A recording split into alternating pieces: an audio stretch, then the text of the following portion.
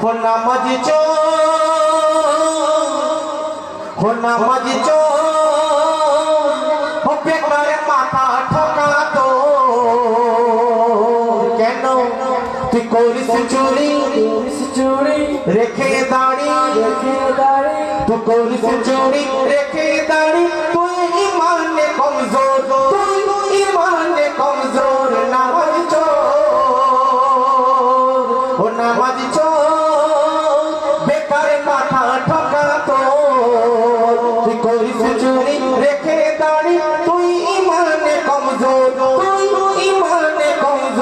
नामाजी चोर। तो प्रथम আমার কেমন নামাজি না নামাজ পড়তে গেলে সময় নিয়ে ওযু বানাতে হয় বলছে এমন ভাবে ওযু বানাও যে হাত ভালো করে যেন ধৌত হয় কোণায় পর্যন্ত ডুবে যায় আর নাকের নরম মাংস পর্যন্ত পানি যায় হ্যাঁ কি না। আর আমরা কি করছি দেখো তোর ভালোভাবে হয় না ওযু কোনোই ভিজে না রে প্রস্রাবের পানি ছিটকে এসে লাগে যে কাপড়ে তোর ভালোভাবে হয় না ওযু কোনোই ভিজে না রে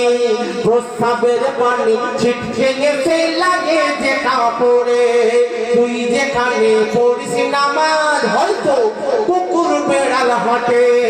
পাকনা পাখি না বুঝে তুই মরিস কেন খেটে নামাজ চোর বেকার মাথা ঠোকা তো তুই করিস চুরি রেখে দাড়ি তুই ইমানে কমজোর নামাজ চোর। সুন্দর শব্দ। তো সেই বুড়ি আর বুড়ি এসার নামাজ পড়ে ঘুমিয়ে পড়েছে আর রাত্রেবেলা আলোচনা হয়েছে যদি একটা ঝুনো নারকেল পেতাম নারকেলের দুধ দিয়ে আন্ডা দিয়ে খাটা করে খেতাম। এবারে ফজরের ওয়াক্ত হয়ে যাচ্ছে মসজিদে মিনারে আজান হচ্ছে আসসালাতু খায়রুম মিনান নাওম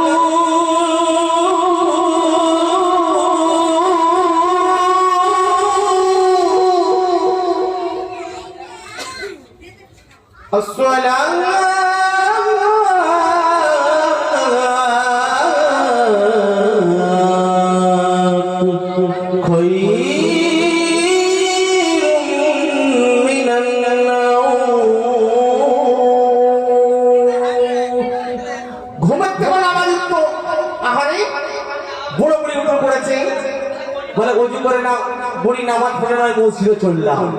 ভাই এটা কোনো ওয়াক্তে আজান নয় এটা আমি বোঝাবার জন্য ফজরের আজান দিলাম। তো দোস্ত তো বুড়ো তসবিহ হাতে ওযু বানিয়ে মসজিদে যাচ্ছে গুটি গুটি পায়ে বুড়োর নাম হচ্ছে তফিলউদ্দিন চাচা এখানে কারণ তফিলউদ্দিন আগে রাগ করবেন না ঠিক আছে বোঝাবার জন্য বলছি। তো হেঁটে হেঁটে যাচ্ছে এমন সময় তফিলউদ্দিন চাচারা বাগানের কাজ দিয়ে যাচ্ছে ঝুনো একটা টপ করে পড়ে গেছে বাড়ির মাথায় পড়ে পাশেই পড়েছে বুড়ো কি করেছে কফিলউদ্দিন চাচা বগলে ঝুনো নারকেলটাকে নিয়ে বলে কালকে বুড়ির সঙ্গে আলোচনা করছিলাম দেখ আল্লাহ কত ভালো মুখে আজকে মোর সামনেই সব নারকেলটা ফেলে দিয়েছে বারে অন্য কেউ যায়নি সে পেয়ে যেত তাহলে আল্লাহ মোর কথা শুনেছে। যাই হোক বেড়ার ধারে রেখে দিয়ে গুটি গুটি পায়ে নামাজ পড়ার হয়ে যেতে তসবিহ তেলাওয়াত করতে ঘরে আবার বগল দাবা করে আর পাল্টালে বুঝে ও বুড়ি কি করছো গো বলে ফজরের নামাজ পড়ে তসবিহ আদায় করছি বলে দেখলে তো আল্লাহ মোদের প্রতি এত রাজি আর খুশি কালকে বুড়ো বুড়ি আলোচনা করছি নারকেলের দুধ দিয়ে খাটা খাবো এই দেখো ঝুনো নারকেল বলে কোথা কেলে গো বলে ওই তো কফিলউদ্দিন চাচার কাছ থেকে বলে হ্যাঁ গা না বলে নিয়ে একটা চুরি হবে চুপ পাগলি না বলে নিয়ে চুরি মানে আল্লাহ এত লোক থাকতে কালকে রাতের কথা মোর শুনেছে বলে তো মোর সামনেই নারকেলটা ফেলেছে তুমি ছেড়ে আসবে কেন। তো দোস্ত এই নারকেলের দুধের খাটা খেয়ে নামাজ কি হবে না তো দোস্ত তাই বলছি তোর ইবলিস তোর ভাইরা ভাই থাকে পাতাই ইবলিস তোর ভাইরা ভাই থাকে সিরাই তোর নামাজ খারাপ করার লাগি মনকে যে তোর ওড়াই নামাজ পড়তে বসছে এখানে এবার মশা কামড়াচ্ছে চুল কাটছে বুঝতে পারছেন তো বাচ্চা এসে ঢুকে পড়তেছে বাচ্চাটাকে এক হাত দিয়ে সরিয়ে দিচ্ছে, কারণ দেখো টুপি পড়ে যাচ্ছে, টুপি পড়ে যাওয়ার পরে সে আবার টুপিটাকে তুলে মাথায় দিচ্ছে, পিছন দিকে দেখবো যে বড্ড মশা লেগেছে, উস উস করতেছে। তো নামাজ এমন হতে হযরত আলী কারিমুল্লাহ ওয়াজহু যেমন নামাজ পড়েছিল, নামাজ অবস্থায় তাকে তীর বিদ্ধ করা হয়েছিল দোস্ত, এমন তীর কাটা হয়েছিল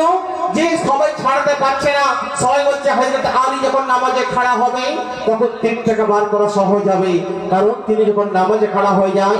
নামাজ হচ্ছে সালাতু মিরাজুল মুমিনিন, সুবহানাল্লাহ, কারণ নামাজে আল্লাহর দিদার হয়। কারণ নামাজ পড়তে গেলে কোনো ব্যবসার খেয়াল রাখলে হবে না, রান্নার খেয়াল রাখলে হবে না, বাচ্চার খেয়াল রাখলে হবে না, কোনো আত্মীয় স্বজনের খেয়াল রাখলে হবে না, আল্লাহর প্রতি ধ্যান করতে হবে, কাবাকে ধ্যানে রেখে আল্লাহকে সিজদা করতে হবে, তবে দিদার হবে দোস্ত। আর শয়তান চাইবে নামাজকে খারাপ করার জন্য মশা লাগিয়ে দেবে,